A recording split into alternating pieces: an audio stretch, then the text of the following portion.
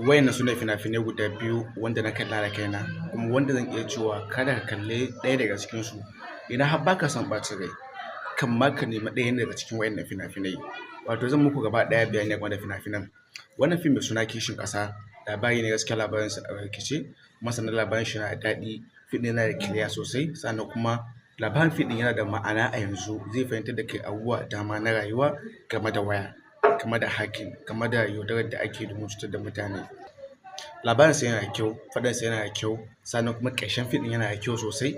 Labarin fim ɗin ya fita don na kalle shi, fim ɗin ya kyau sosai kuma sannan fim ɗin yana tabbacin cewa zai matuƙar burge ka sosai ba ɗan kaɗan ba. Sai wannan labari. Wannan labarin fim ɗin wato mai suna Makiyar Uwa.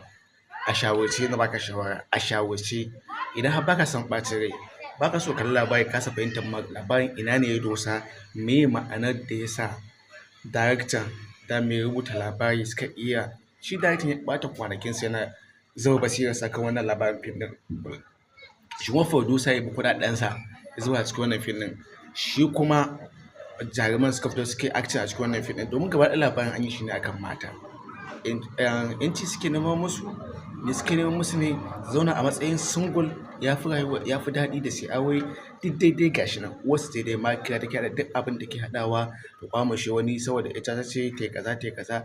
Labarin fim ɗin gaskiya dai ba shi da daɗi, gaba ɗaya labarin fim ɗin bai fa. Amma ni dai bai mun ba, kai ban sani ba zai iya burge ka ko yaya. Amma ka nemi wannan fim mai suna Makiyar Uwa. Amma wannan fim mai suna Kishin Ƙasa tabbas ka neme shi, za ka ji daɗin kallonsa. Ga dukkanin mai buƙata akwai namba na cikin bidiyon ya ɗauka magana domin ƙwamushe kallon wannan fim ɗin. Na gode.